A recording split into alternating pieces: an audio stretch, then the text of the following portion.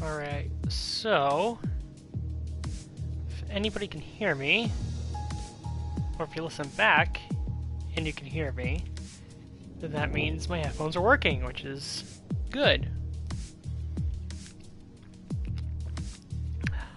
Take a sip of water.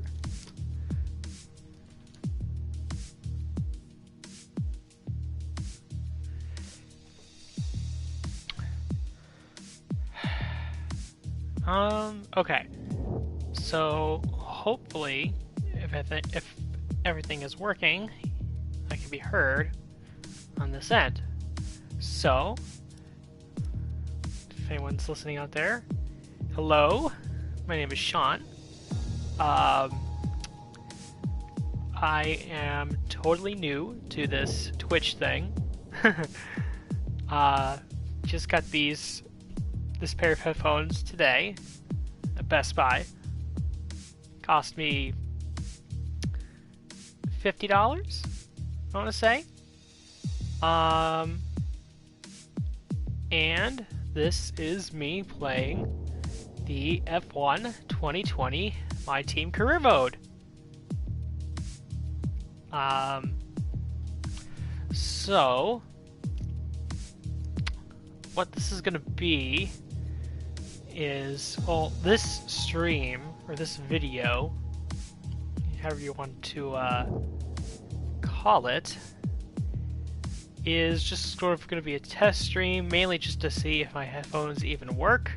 I think they are working, but we'll see. And I'm just going to sort of go over how I set up my team and everything, and I think how I'm going to handle these in the future. Excuse me. Is that I'm going to do, because I don't feel like if I do these, I'm going to make you all sit through practice. I don't think that's fair. You don't need to watch me do practice. Who wants to watch me do practice? So what I think I'm going to do in the future, well, I guess starting today, since this is just a test stream, is that I will play through practice and everything. I'll start the stream right before qualifying. I'll do my qualifying and then the race. And then all the administrative stuff that you do in my team, I will show that in the lead up to the next race. I think it's a pretty good way to handle it, because then, you know, when I start the next stream, I could just do my practice and then pick back up with qualifying. Yeah, for an amateur like me, that seems to be the best way to handle it. So, why don't we dive in and I'll sort of explain everything once we get into career mode.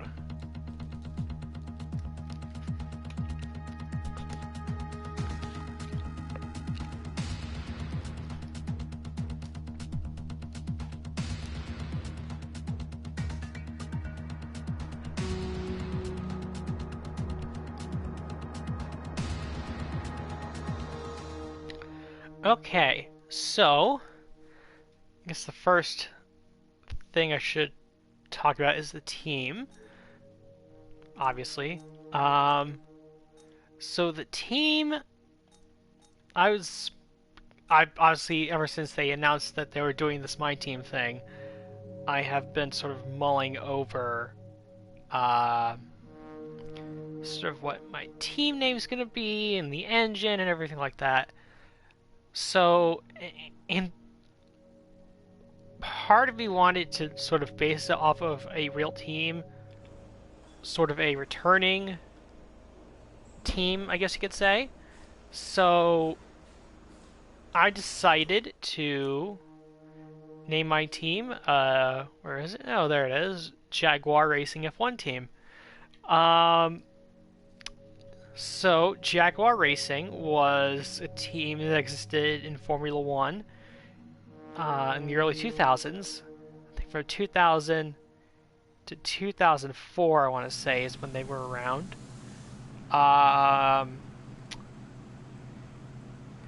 Now, if memory serves me correctly, and I'm looking this up right now as I'm talking, the Jaguar team, what happens in F1 is a lot of teams evolve into different teams.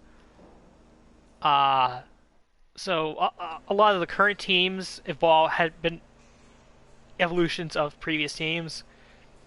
I guess an example of that would be, for example,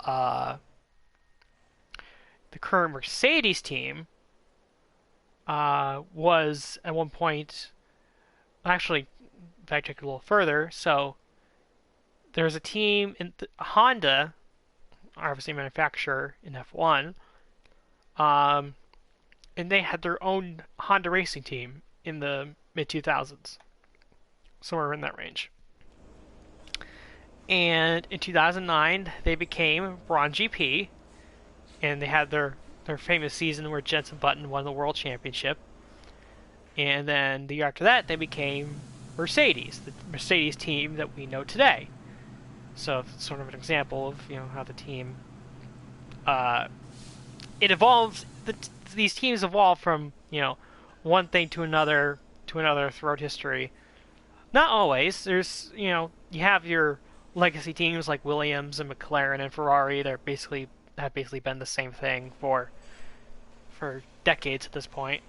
Then you have teams that sort of evolve and then end, and then you have sort of teams that become new ones and then evolve and so on and so forth. So Jaguar evolved from Stewart Grand Prix, which is run by Jackie Stewart, who was a famous Formula One driver. Jaguar Racing ran from 2000 to 2004, like I said. And the Jaguar team in 2005, or going into the 2005 season, evolved into what we know today as the Red Bull Racing Team. So, right there's a good example of another very good example, actually, of how the teams sort of evolve over time. And we're actually going to be seeing something similar to that next year when Williams Force India and what is now Racing Point becomes Aston Martin in 2021. But I guess for choosing my team, I decided just to bring the Jaguar team back. I guess selfishly, one of the main reasons why I decided to do that was mainly because I feel like there's a lack of a green car on the grid in Formula One. So I thought, green's the only color that's really missing. Why don't I just add a green car? And I decided to pick green as one of the primary colors of the car. Now, let me see if I can bring up the car. I did sort of base the car off of the real Jaguar livery that they used in the early 2000s. Primary colors were green, of course, but then they also had dashes of red and white. I guess green, red, and white were the main team colors. So I decided to stick to that and then just add a little gray in there. I guess just to modernize it a little bit. Plus, I really I liked this particular livery. Actually was not available to me at the start of the game, so I decided to unlock it through just playing the F2 season. Because in the normal career mode, you have the choice to play different levels of F2. I guess you could play just a couple races, or half the races, or all the races, or skip it entirely. So I used the opportunity to just play through some races and unlock this livery. So there you go. I think the car looks pretty good. It's got a lot of green. The red and white is very pronounced. on the front and the sides, and then you got the mostly gray part in the back. So there you go. I think it looks pretty good. Hopefully you do too. Let's see. Go with the overview. You get your messages here. This is where the mail is. These are the different departments.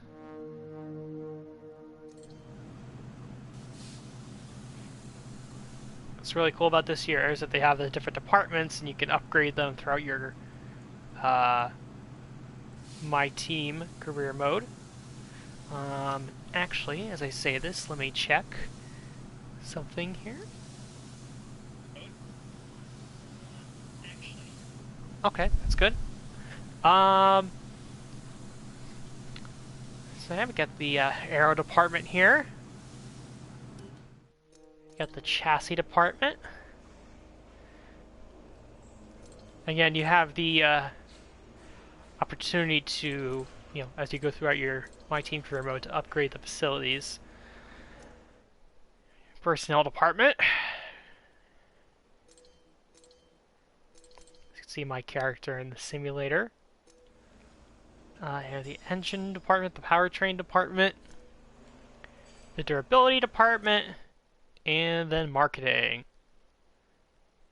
That looks pretty good, if I do say so myself. Really like the additions to this year's game. Research and development. So this is where you're going to see your progress compared to the other teams in the research and development areas. Of course, you have the R&D power tree, or the R&D tree. Just the general R&D tree, I guess you could say. And yeah, so here's how it looks right now. In the pre-interview, it gave you opportunity for a couple answers that could have given you some upgrades right out of the gate. And that's sort of what we got right here. We got a couple engine upgrades because we got gave some answers that were good for the engine department. And we got a little bit of downforce upgrades over here. And then we got the chassis, which hasn't been upgraded yet, but we'll get there. And then durability. And then when you go through each of these, you can see who the leaders are in the different areas. Because when you're out here, this is just sort of the overall, on the right, the overall standings of each team performance-wise. But then when you go look on the actual tree, it gives you the breakdown of the performance for each individual team in that specific department.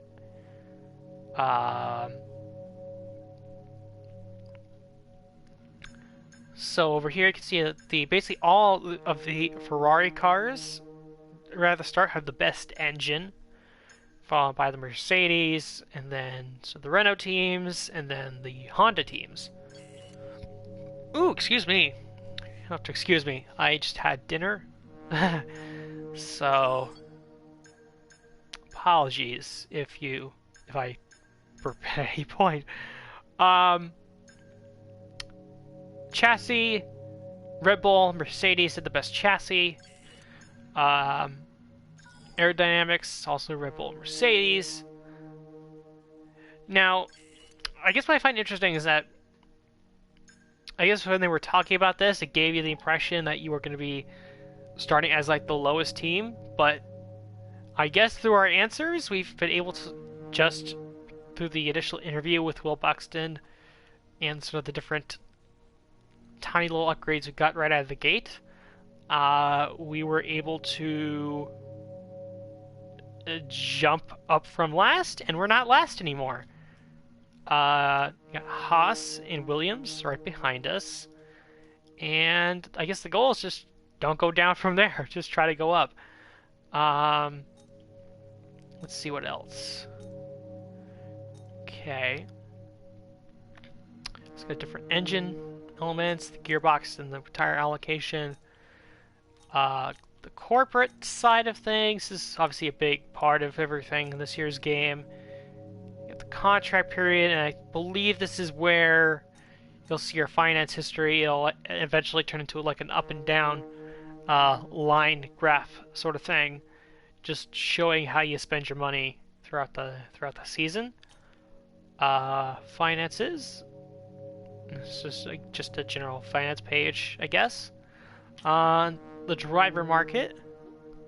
This is going to be where you shop around, see if you can pick up a better driver halfway through the year or later in the year. And obviously, since it's a very new team, we're not going to be able to get any of these people right out of the gate, but I guess the goal would be 2 or 3 years, or maybe at the end of season 1 we'll see where we are, and maybe go for one of these lower end drivers who are already on the grid.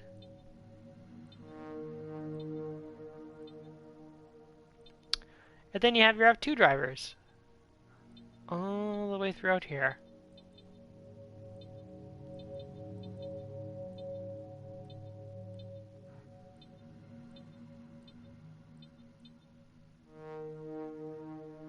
Yeah, you suck. Ragunathan, yeah, you suck. Contracts. This is where you look at your teammate. Here's where you can buy perks to become a better driver, both on and off the track. Your second driver will buy theirs with the fee they negotiate over their base salary, but you can buy your own with the team's cash. One of the benefits of being the boss. Alright, and these are good perks that we can get. Let's see. Let's take another drink of water. I got social media, power mapping, media coaching, and development feedback. Resource points income will be boosted by 10%. Unlock conditional answers. Engine wear reduced. Driver claim will be boosted. Now, how much money do we have? Let's see. 1.2 million. Okay, so that's not a ton. And sponsorship. So obviously, we pick a sponsor to start, and then we go from there and gain more sponsors as the season goes on. Right now we have Shark as our main sponsor, and picking them, I just decided, has a pretty relatively easy goal. Earning 5 constructors championship points in a season. I think that's pretty it's pretty attainable over a 21 race season. Pretty sure we can do that. So yeah. And then I was going to talk about the team. Or I guess my driver choice. Yeah, I'll talk about the driver first. So I decided to go with the only female driver, the only real-life female driver in the game, Tatiana Calderon. Reasoning behind the choice, I guess, just watching other career modes on YouTube for F1 2020, it just seemed like a different choice. I wanted to try to go with something different from everyone else, and I thought this was a good choice to be different on. I saw a lot of Mick Schumacher and Jack Aikens, some Antoine Hubert's, and probably, I would imagine there probably is a lot of people picking Nick DeVries, since I think he's the best F2 driver available. Honestly, when I was looking through the list of drivers available to me when I was picking a teammate, Calderon, I was sort of impressed by her pace and awareness.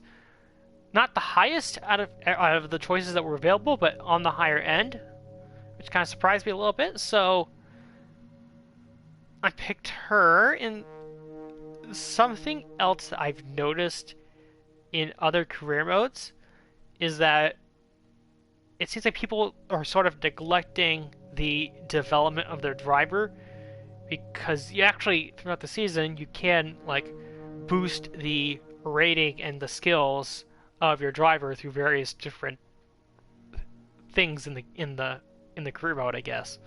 Um, and it feels like a lot of people just sort of neglect that to focus on other things, and then by the end of the first season, they're signing a real, an actual already existing on the grid F1 driver to be their teammate. So we'll see how Calderon does in the season. I am. Initially, my idea is to keep her for 2 seasons, and then after the second season, sort of evaluate it from there. Probably go for a different driver. But I could also go for somebody in season 1, or at the end of season 1. We'll see. Yeah, I think it's going to all depend on her performance and how she does, and if my upgrades to her ratings and I guess sub ratings impact her driving at all. And as far as the power unit, I did decide to go with Renault. Again, sort of just to just be a little different from everyone else. I think a lot of people picked when the way the engines were listed in order from best to worst at the start is Ferrari, Mercedes, Renault, and Honda.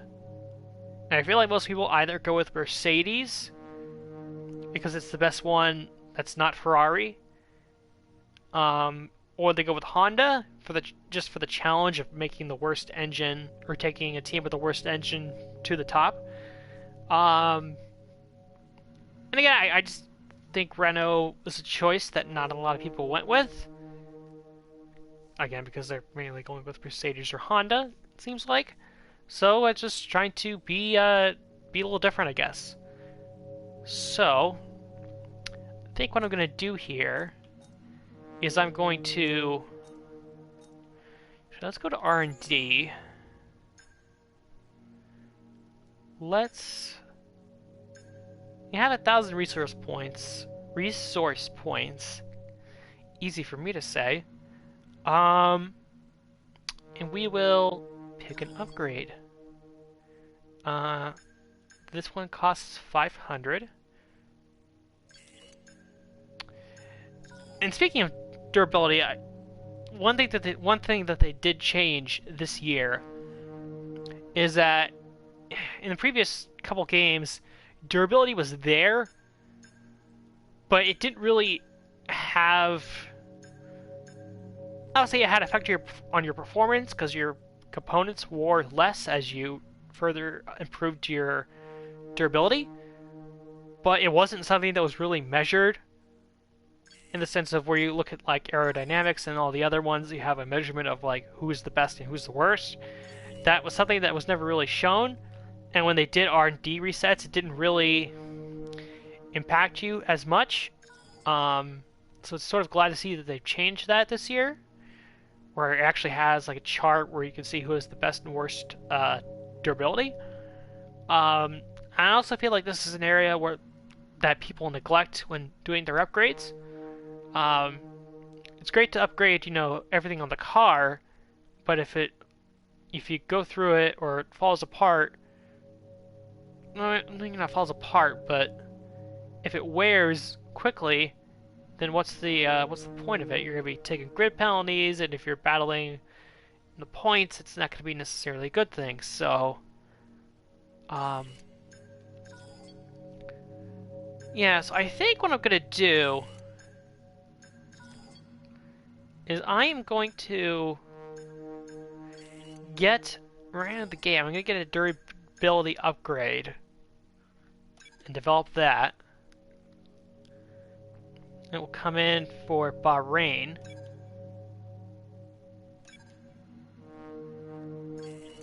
And then...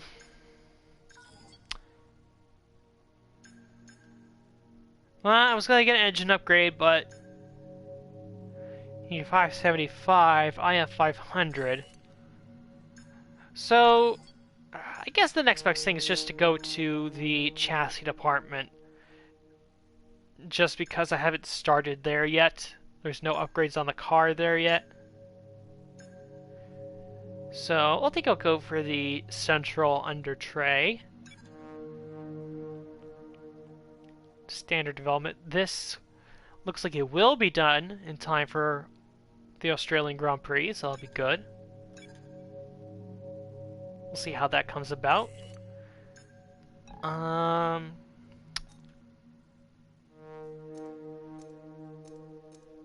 with the different facilities, you have the opportunity to go in and purchase upgrades to your facilities, and that will help you just develop stuff better, I suppose.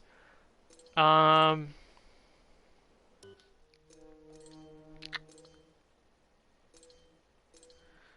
see.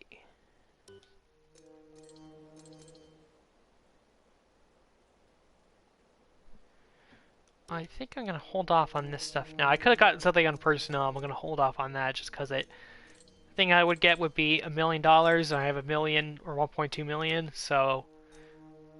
but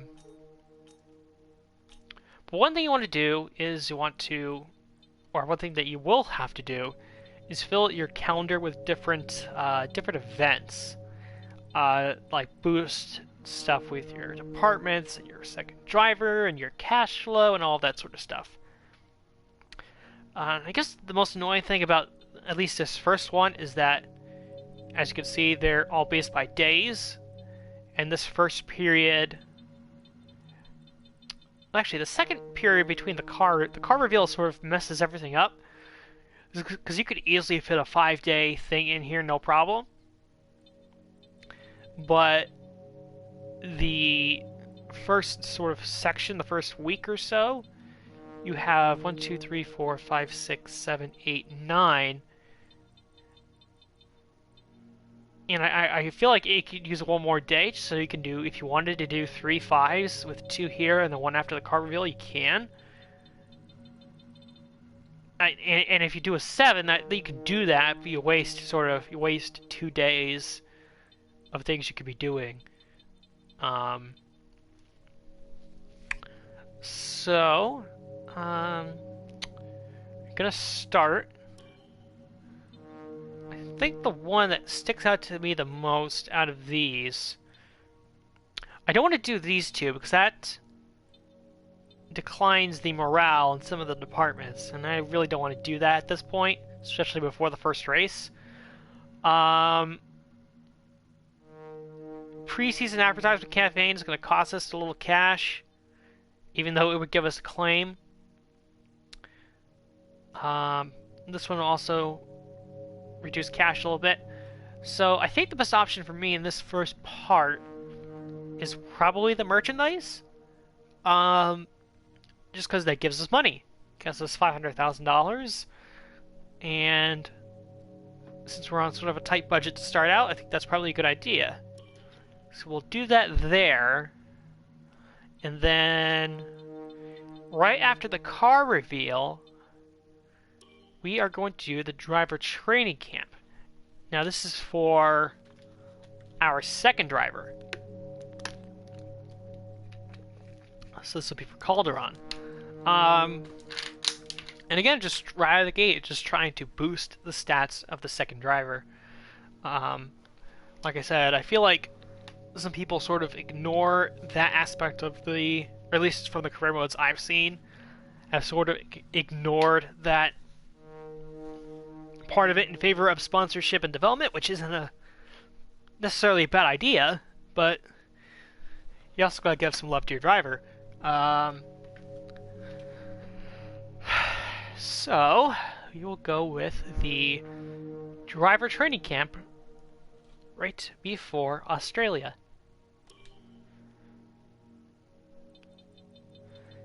And just check and see if it's all still there, which it is. That's good. And I think we're good to advance. You get the preseason merchandise sale, uh, driver training, the car reveal, and then the Austrian. Always mix up Australian and Austrian. I don't know why. It shouldn't be that hard. So let's get this career mode started. Oh, before I do that, I should just sort of go over everything, sort of my settings for the, I guess, just gameplay. 78%, that's roughly where I've been the last couple games. I feel like that's a good comfortable setting for me in the difficulty, but also not like easy. It's sort of in the middle. It's not super hard, and it's not super easy. So it's comfortable, but it's also challenging, if that makes sense. I feel like it's not really middle ground, but it's sort of middle leading towards the harder end of it, because if you, I think just 2 clicks up to 80 takes you to expert. So there's that. Full disclosure, I will be using flashbacks. I just have, they give me the ability to do unlimited flashbacks. I'm not going to pass that up. I mean, I consider myself a pretty good driver on these games, but hey, you never know when you might need a flashback. Reduce damage. Safety car is, of course, on. Corner cutting's just the regular corner cutting. Got the formation lap. Race starts. I tried assisted starts in F1 2019 for my career mode, and it did not work out well for me at all. Almost every race, I sort of was on the back foot right out of the gate. I was never able to get a good start with the assisted starts. So I think manual is the way to go, and then couple that with the overtake button, where you could sort of, which I guess is sort of just another way to activate the ERS system on your car. Actually, can give you a great boost on the starts. So, and I discovered that through just playing a couple of races beforehand. So, I think manual is probably the better way to go.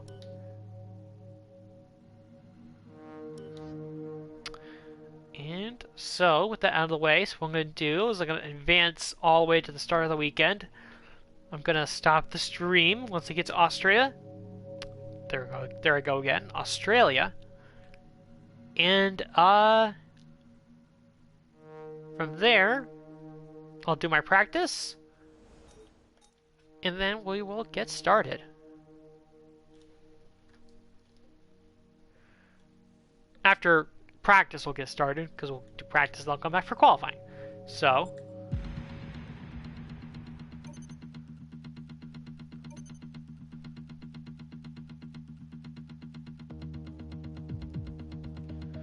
and here we go. Here's the car reveal.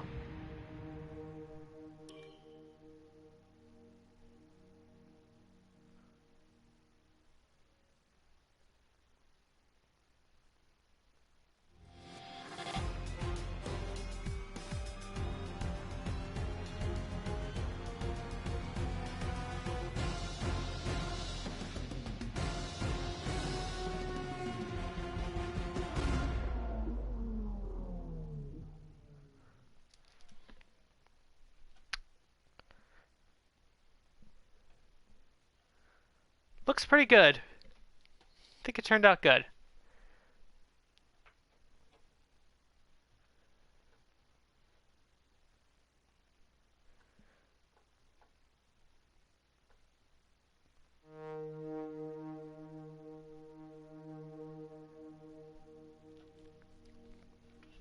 Alright, so now our money has gone up, as you can see, thanks to the preseason merchandise sale. As far as the departments go, I think the first one I want to go for is probably marketing, I want to say. Just to help make it easier, a little easier for Spawn to get some sponsors. But I think we're going to hold off on that until after the next race. Or after the first race, I should say. So, we will... Is there anything else? I don't think there's anything else we need to do. Because we did get 120 resource points, which is good.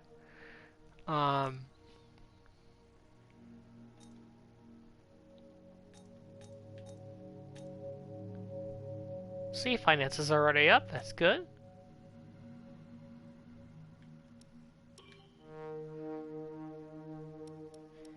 This is just new gloves and poses. Podium emotes. Yes. Okay. And I think we are good to go to the weekend.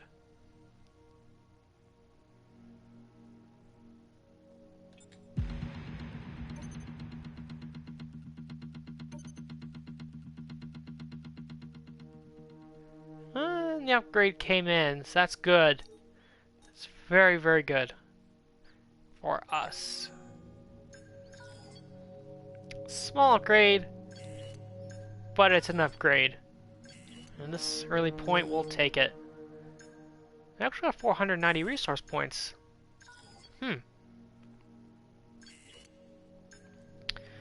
That's interesting.